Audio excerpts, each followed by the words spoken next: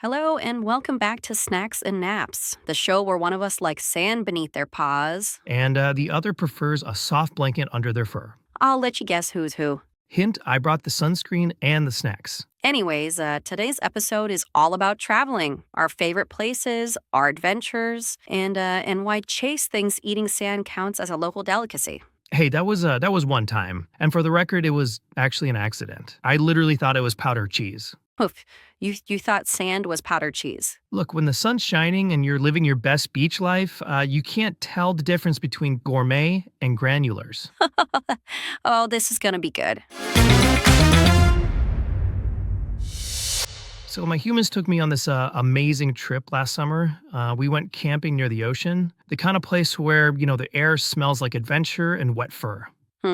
My favorite kind of smell. I know you would have hated it, but it was perfect, honestly. I mean, we had this big tent right by the beach. Every morning I'd wake up to the sound of waves crashing, the smell of bacon sizzling, and my humans snoring like a broken vacuum cleaner.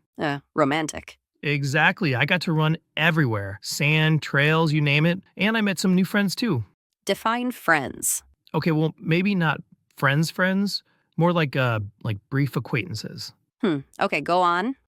Okay, so here, let's see. This is the first photo of the trip. Here's me digging the world's biggest hole. I was convinced there was treasure buried down there. I'm pretty sure the beach filed a complaint after you left. Okay, and this is the second one. This is me with a seashell on my nose. I was trying to look, philosophical. You look like you're contemplating your next bad decision. Well, you're not wrong.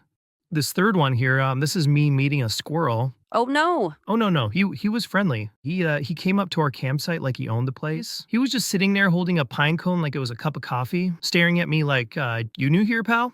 What did you do? Well, I wagged my tail so hard I almost knocked over the camp stove. He ran off, obviously, but I felt like we had a connection. Huh. Deep emotional bond with a squirrel. Got it.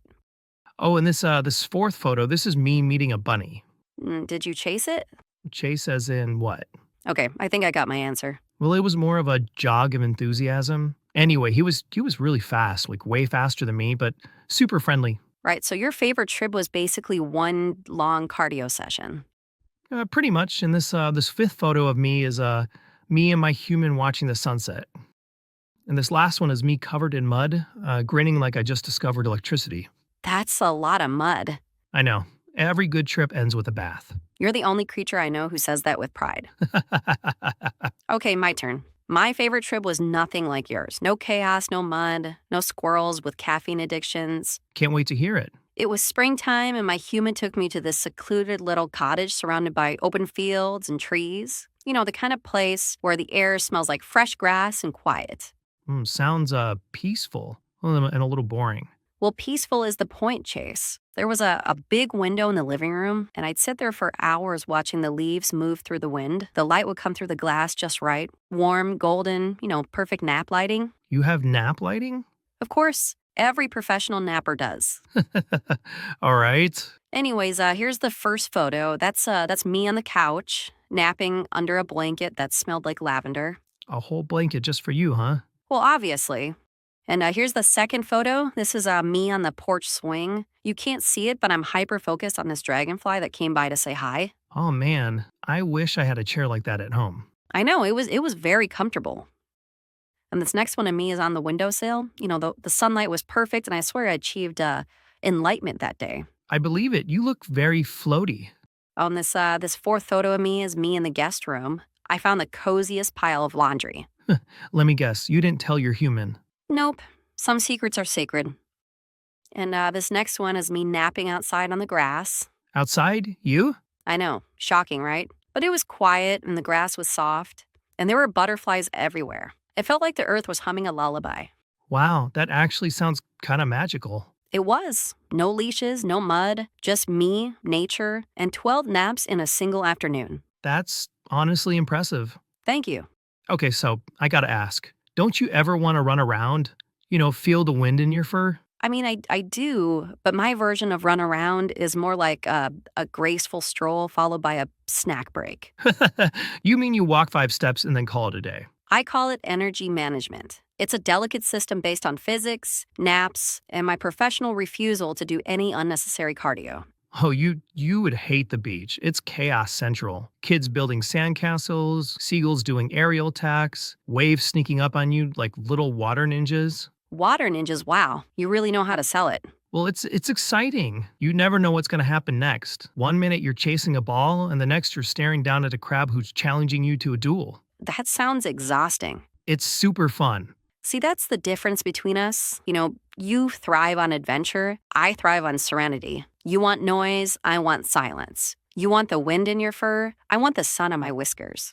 I don't get it, but I'm not questioning it. Some things don't need decoding, they just fit. Okay, so tell me about that fifth photo again, the one with the grass. It was this open meadow behind the cottage. The grass was high enough to hide in, and I could see tiny wildflowers everywhere. The sun was out, birds were singing, and I could smell, spring in the air.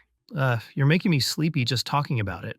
Good. That means it's working. I think my humans would love that place, though. They always talk about disconnecting and being in nature. I thought that meant no Wi-Fi, but maybe it's more like connecting to smells.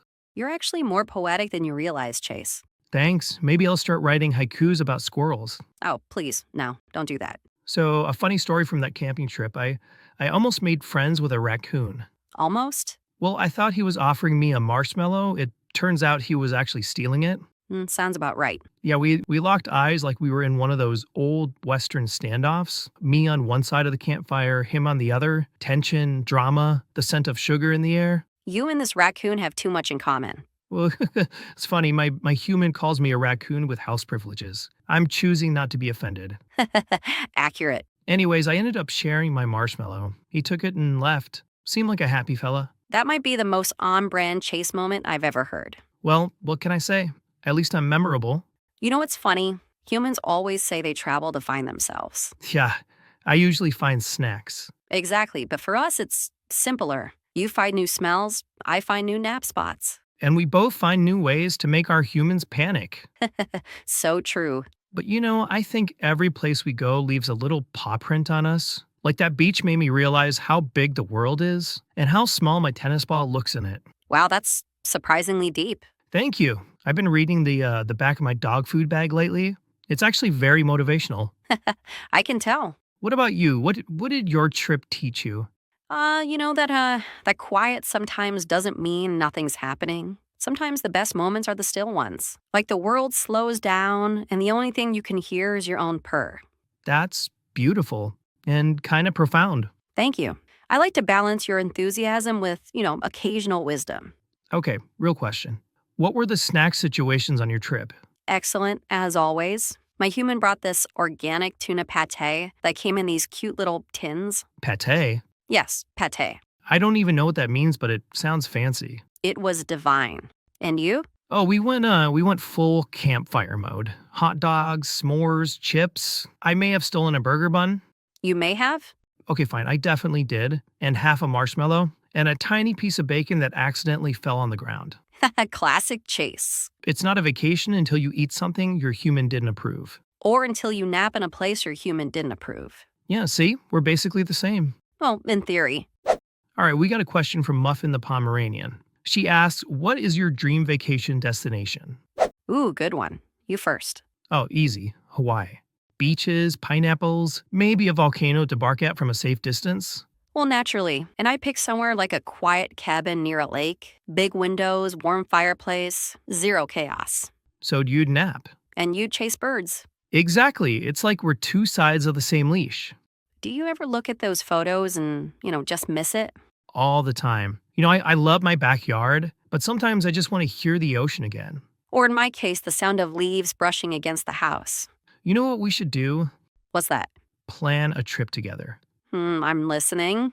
Somewhere that has both beaches and trees. You can nap under a shady tree while I dig pointless holes nearby. That actually sounds nice. Right? You, me, a picnic blanket, maybe a frisbee I'll ignore for 5 minutes before losing it in the water. And a basket full of snacks. Well, obviously. All right, deal. But I'm in charge of the itinerary. Fine, but I'm in charge of the snacks. Well, then we're doomed. I used to think travel was just about where you go, but it's really about who you go with. Are you actually saying that you wish I had come with you to your beach vacation? Of course. I mean, who else is going to remind me not to eat seashells? I accept this responsibility. And maybe next time you'll take me to one of your fancy, cozy cottages. Only if you promise not to bring mud inside. Sorry, no promises. Figures. But hey, between your naps and my snacks, I think we got the perfect travel duo. Agreed. Snacks and Naps, the road trip edition. With a special segment on how not to chase squirrels across state lines. You'll be the expert guest for that one. Oh, for sure. Well, thanks for curling up with us on Snacks and Naps. Make sure you treat yourself to something tasty. And someplace comfy. See you next time. Bye, friends. If you want to see more episodes of our podcast, be sure to like and subscribe to our channel.